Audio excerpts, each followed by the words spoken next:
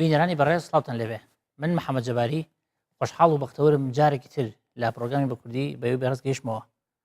لاڵقەی ئەم جاری پرۆگرامی بە کوردیدا گفتوگۆ دەکەین لەسەر مژاری مەلافەندی نمونەی زانست و ژیان لەو چوارچێوەشدا کۆمەڵی پرسیارەکەین ئایا مەلافەندی چێە و پێگەی چییە لە کوردەواریدا ئایا ڕۆڵی مەلافەندی لە ژیانی گشتیدا چۆن بووە ئەی کەساتەکان چۆن لەبارەی مەلافەندیەوە دواون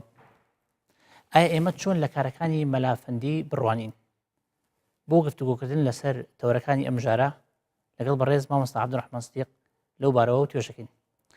مامۆستا سڵاو لێبێ کاتی جانت باش سڵاو لێوە سپاس مامۆستا گیان لە تەوری ئەم جاری بەنامەکە باسی کەسایەتێکی ناوداری کوردستان و شاری هەولێرەکەین کەویش خوای لێ خۆش بێت مەلافەندیە سەرەتا بێ بزانین مەلافەندی چێیە و ئایا پێگەی ئەم پیاوە چییە هەم لە کۆمەلگای شاری هەولێر هەم لە کوردواریە کەوا ناوبانگی دەرکردووە ڕاستە بەناوی خۆی بەخشندەی میهرەبان دیارە هەڵبژاردننی ئەمە لە کاتی خۆیەتی ئەم بابەتە لەبەر ئەوەی کە ئێمە لە سەروبەندی کۆتایی ساڵدەین خوا لێ خۆش بوو مەلافەندی لە 12 ساڵی 1942 وەفاتی کردووە لەم کاتەشدا باسکردنەکەی دیارە کاتی خۆیەتی لێرە ئەتوانین بڵین مەلافەندی سەرەتا ئەم ناوە لە شۆ هاتووە ئەم ناوە لەوە هاتووە کە هەر سەردەمێک و هەر دەسەڵاتی سەردەمانێک ناوێکی هەیە بۆ ڕێزدێنان لە کەسایەتیەکان لە سەردەمی دەوڵەتی عوسمانی ئەم ناولێنانە بە ئەفەندی خۆی بۆ خۆی یەکێک بۆ لەو نازناوانی کە لەو سەردەمە لە کەسانی زانستخواز و زانیار و کەسی زانە و دانا دەنرا لەبەرەوە ئەم ئەفەندیە لەوێەوە بۆتە نازناوێک بەڵێ ئەم ئەفەندیە بۆتە نازناوێک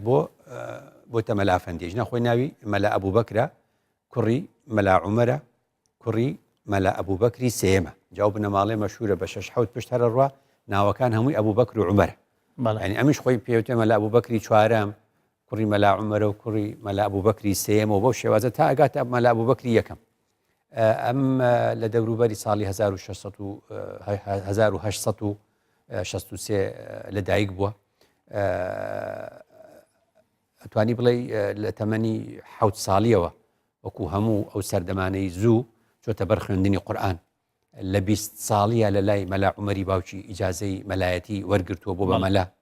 لە 1892 کە مەلا عومەری باوکی بەڕەحمەت بێ وەفاتەکە ئەمە چێتە جێگەی بە تەمەنی 30 ساڵی جێگەی باوکی ئەگرێتەوە لە مەسەلەی مەلایەتی مزگەوتی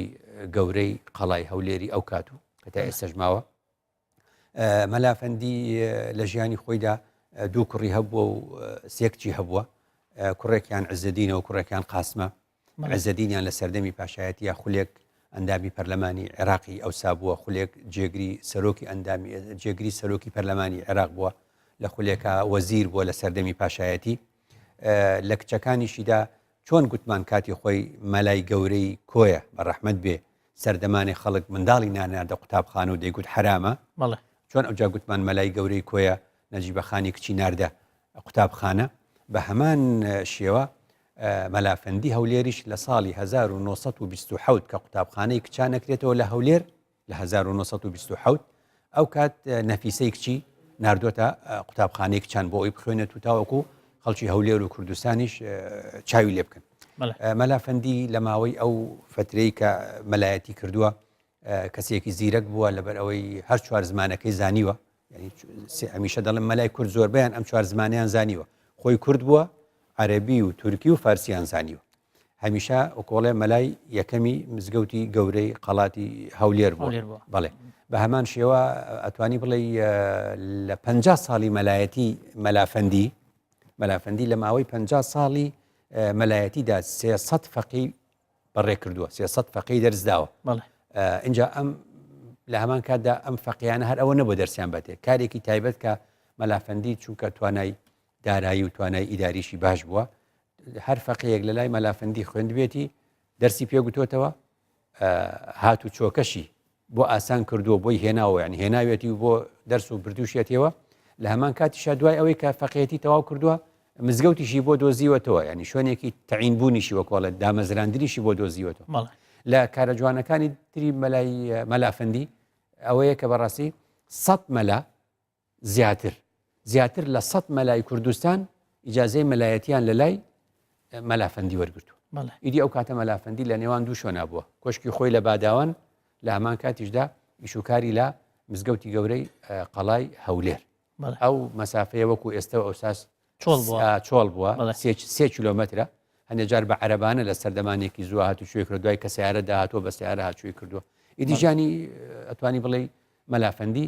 ئەمە کورتەیەکی زۆر کەمێتی بۆ 5 دقیقەیەک بتوانین باسی. بەڵێ مامۆستا دیارە ئەو کەسایەتیانی کە مەسەن وەکو جەنابەت باسی ناوبانگیانە بۆ ڕۆڵیان هەبووە لە ینی لە ژیانی گشتیدا. ئایا مەلافەندی ڕۆڵی چی بووە لە ژیانی گشتی کۆمەڵگەدا؟ ژیانی گشتی کۆمەڵگەی کوردستان بە گشتی و هەولێریش بە تایبەتی مەشهورە هەموو ئەوانەی کەوا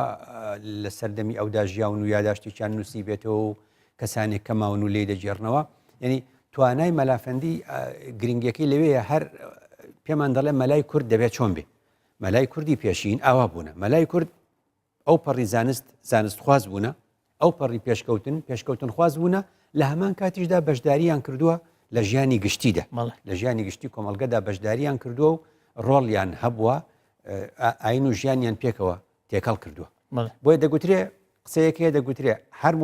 ئێستا پشتێکی پێڵین ئێستا پۆستێکی پێڵین محافظ، بە کوردی پێڵین پارێزگار، سەردەمی زۆر پیان متەسەڕف. یعنی هەر پارێزگارێک بە مستەڵحی ئێستەوە بە زاراوەی جاران دەڵێن هەر متەسەڕفێک لەم هەولێرە بەدڵی مەلافەندی نەبووە نەیتوانیەوە تەعین بێ، نەیتوانیەوە بەردەوام بێ.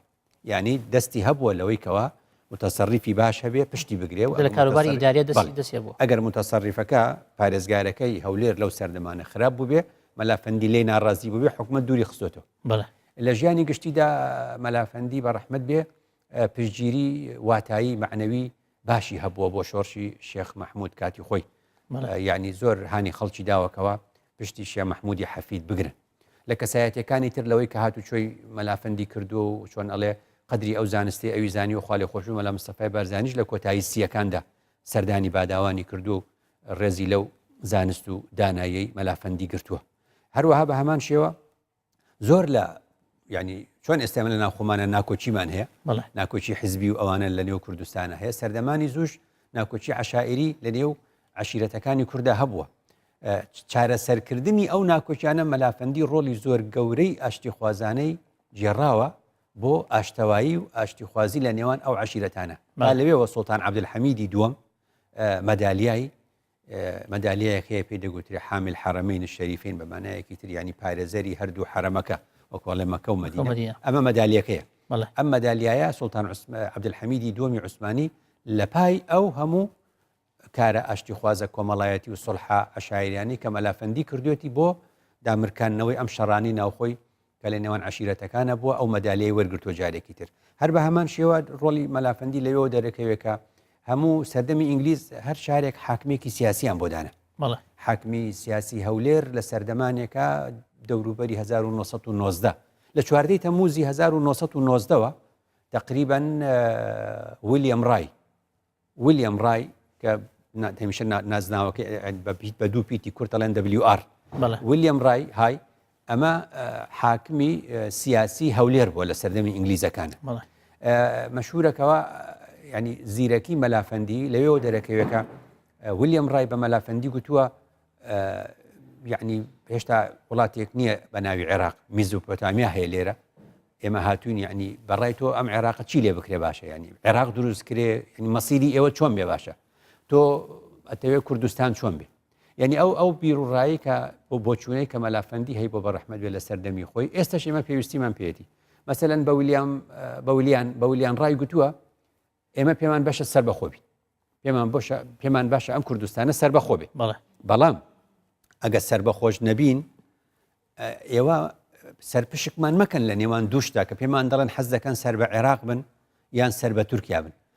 ئەگەر سەر بەخۆیمانە دێنە سەر بەخۆیمانەوێ، بەڵام لە نێوان عێراق و تورکیا کامی هەڵەبژێرین ئێمە ڕاستیدا مائلین بەلای هیچیانە، نە عێراقمان حەز لێ نە تورکیامان حەز لێ. ڕاستیەکەی ئەمانەوێ خۆتان وەکو ئینگلیز حکمی ئێمە بکەن، خۆتان وەکو ئینگلیز حکمی ئێمە بکەن تا ئەو کاتی خۆمان پێ ئەگەین و ئەو کاتی تا ئێمە بۆمان دەرەکەوێ جیلێکنەوەیەکمان لێ پێگە بتوانین ئەو کاتە خۆمان حکمی خۆمان بکەین. ساڵی 1940 ینی جارێکی تر لە هەڵوێستە جوانەکانی مەلافەندی کە مەلایەکی کورد زانستخواز و پێشکەوتنخواز ئەبینی چۆن لە خەمی خەڵکی دی ئەبینی ڕەشید عالی گەیلانی ڕەشید عالی گەیلانی لە ساڵی 1940 کودەتایەکە کا بەسەر پاشایەتیدا ئەو کات دەست پاشایەتی هەر کەسێک کەوتای بەردەستی ئەو کودەتایە دەیان کوشت بۆیە لەوێەوە لە بەغداوە بۆ هەولێر مەلیک فەیسەڵی دووەم بە بچووکی منداڵە لەگەڵ شاژنە عالیە دایکی مەلیک فەیسەڵ لەگەڵ شاژنە بەدیعا کە ئەکاتە پووری مەلیک فەیسەڵ ئەمانە هەمووی دێن لە باداوان لە کۆشکی باداوان لە ماڵی مەلافەندی ئەبن لە بەغداون کەسێک ئەنێرن ئەڵێن ئەوانەمان تەستیم کەن و مەلافەندی ئەڵێ یاوێ ئێمە بکوژن ئەنیا ئەمانەتان تەستیم ناکەن ئەوان ئەمانەتن لە لای ئێمە لەو کاتەوە تا ئێستا مەلای کورد و خەڵکی کورد و تاکی کورد و چوزانم کۆمەڵگەی کوردەواری هەمیشە ئەوها میواندۆست و پارێزەری خەڵکن لەو نمونانەش دووبارە بۆتەوە چەندین بەڵێ باسمان کردو لەو نمونانەدا هەر بەهۆی ئەوە ئەبینی ئەو خات و بەدیعەیە کە ئەو کات زۆر گەنج بووە ئێستا تەمەنێک و پیرە لە یاداشتەکانی خۆیان یاداشتەکانی وەکوڵێ یاداشتەکانی دواشاژنی عێراق ئەوە ناونیشانەکەی دەڵێ ئێمە منداڵ بووین ئێمە لە بارودۆخێکی زۆر سەخت بووین ئێمەیان هێنا بۆ هەولێر لە بیرمە ئێمەیان بردە ماڵی مەلایەک لە بیرم نەبوو ناوی چیە و کە مەلافەندیە ئەو بەم شێوازە بۆیە لە پای ئەوەدا لە حەفتەی شوباتی ساڵی 1942 جارێکی تر بەهۆی ئەو هەڵوێستە جوانەوە حکوومەتی ئەو سای پاشایەتی عێراق مەدالیای نێوان دوو ڕووبارەکە ویسامی ڕافیدەینی بە مەلافەندی بەخشی مامۆستا سەر تەوەرێکی تر کە ئەوش ئەو کەسایەتیانی کە بەناوبانکن هەمیشە کۆمەڵی کەسایەتی لەبارەی ئەوانەوە قسەیان کردووە دیاتین ئەو کەسایەتیانی کە لەبارەی خوالی خۆش بە مەلافەندی قسەیان کردووە چی بوو چێ بوونەوە و چیان وتووە بەڵێ زۆرن ئەوانە کورتیان کەینەوە مەسەلەن خوالی خۆش بێ ئەمین زەکی بەک مێژونوسی ناسراوی کورد ئەمین زەکی بەک لە کتێبی عەرەبیەکەی مەشاهیر الکورد و کوردستان لەوێ باسی مەلافەندیەکە ئەڵێ مەلافەندی کەسێکە جوانیەکانی لەوێدا دەرەکەوێت کە کەسێکە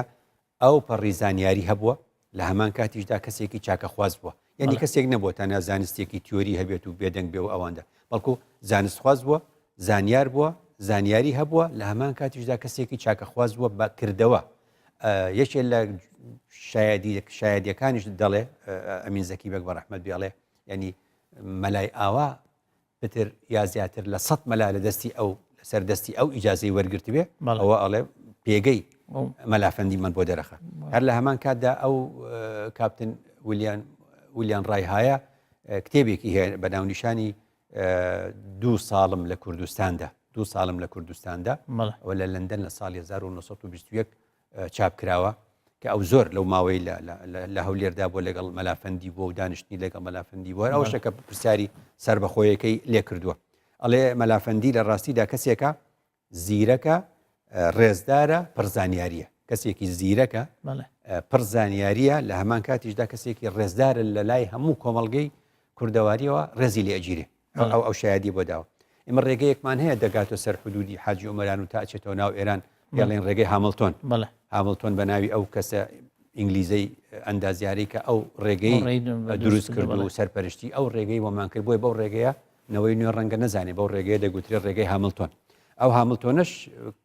کتێبێکی هەیە بە ناونیشانی بە کوردی وادێ ڕێگەیەک بە کوردستاندا ڕێگەیەک بە کوردستاندا ئەڵێ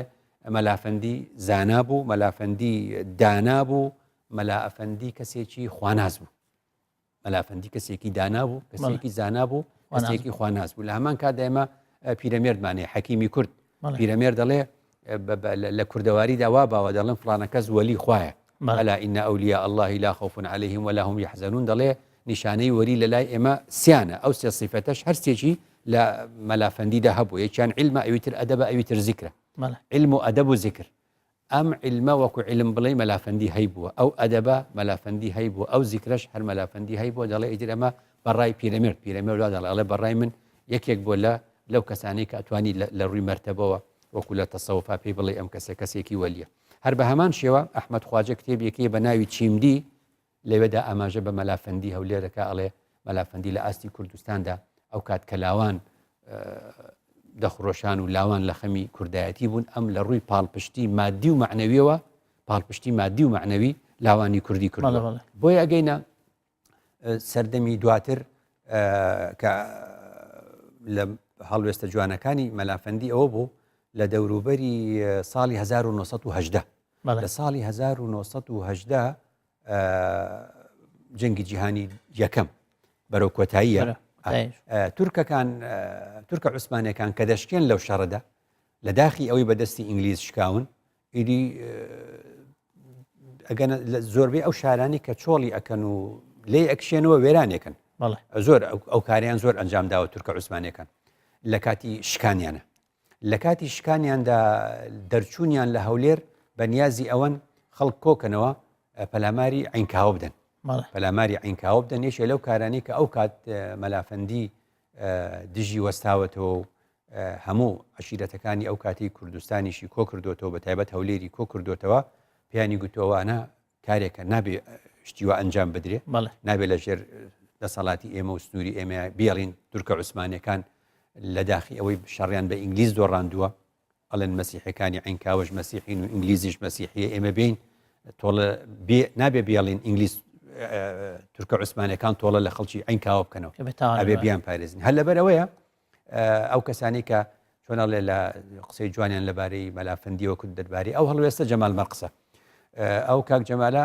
خەڵکی عینکاوەیە بابەتێکی جوانی لەسەر مەلافەندی نووسیوە دەڵێ مەلافەندی ئەو کەسەیە کە لەو ڕۆژگارەدا گوندی عینکاوەی لە وێران بوون پاراست مەلافەندی ئەو کەسەیە لەو ڕۆژگارەدا لە 1970 خەڵکی عینکاوی لەسەر بڕین پاراست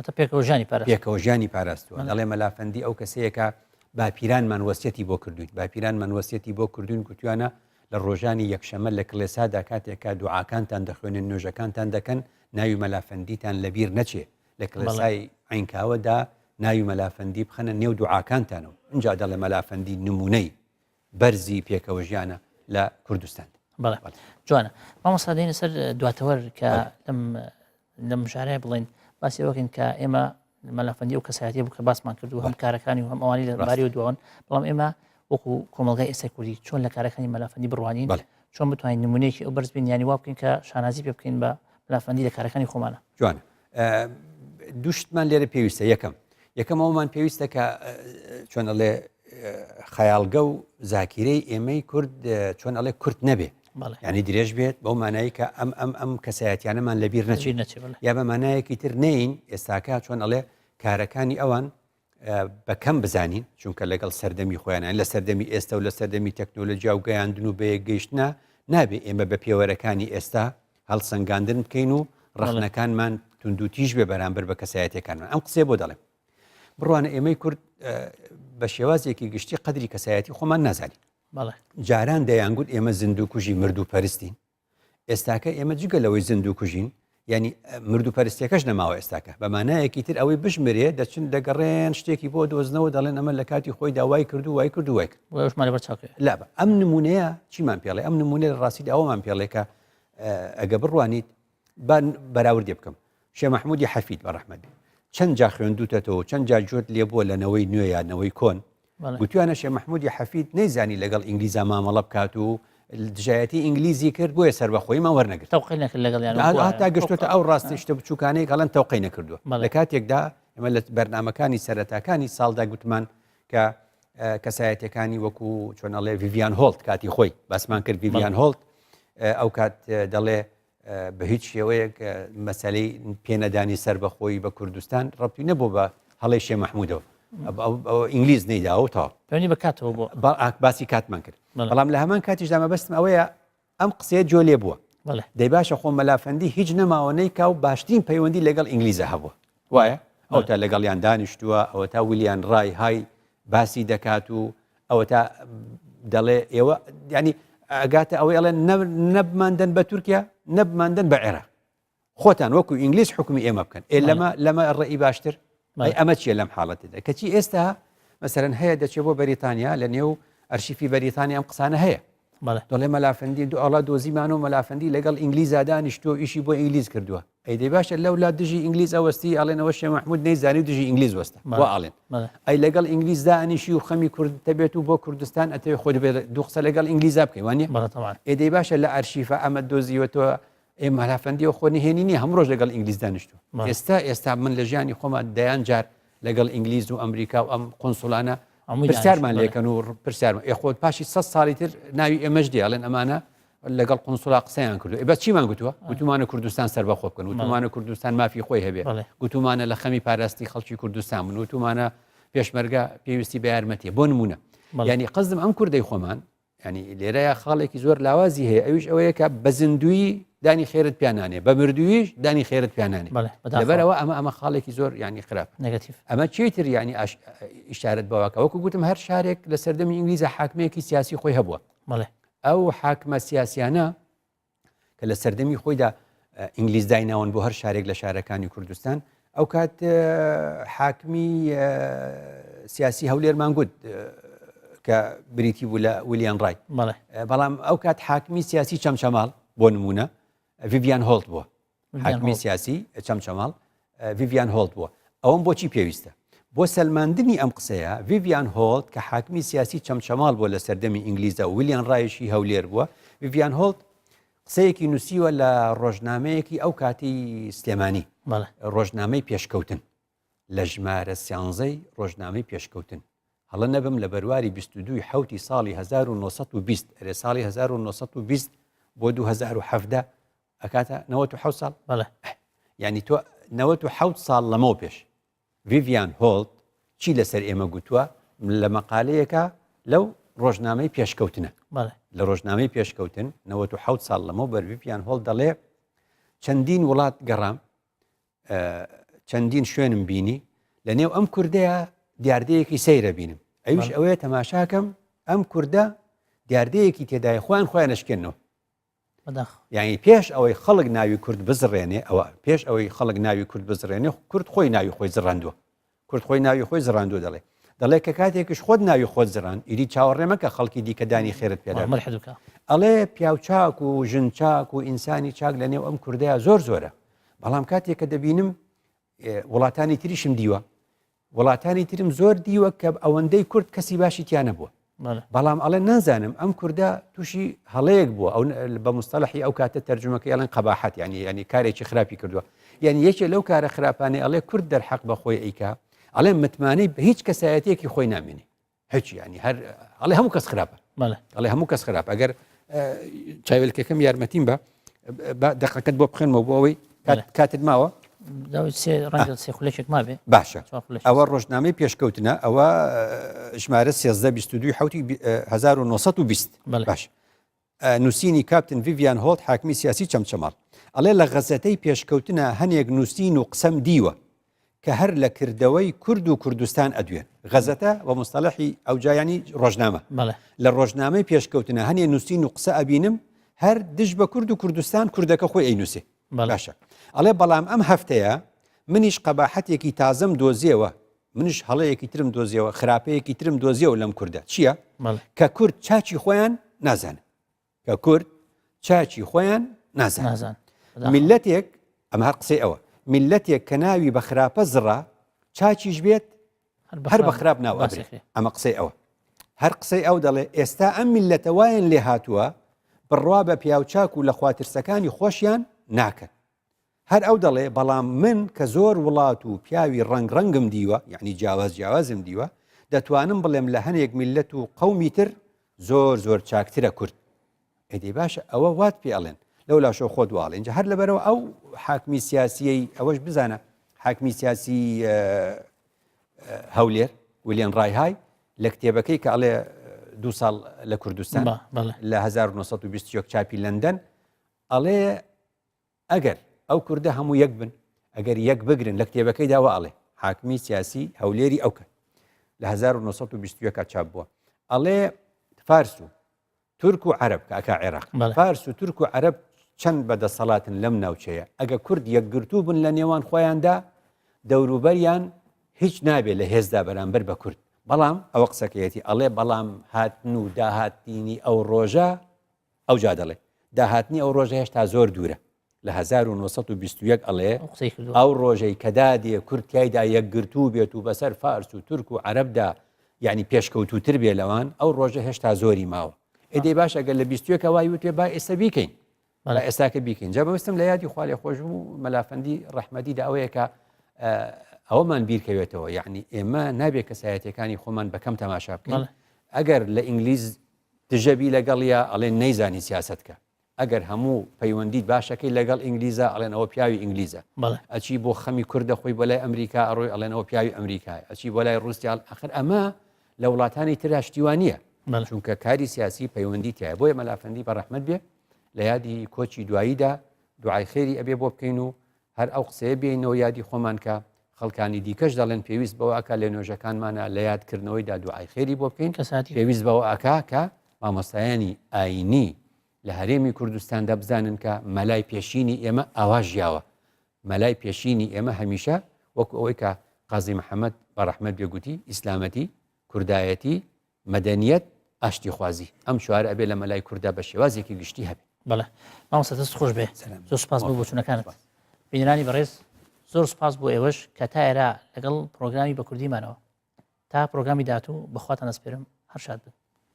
سپاس مامۆستا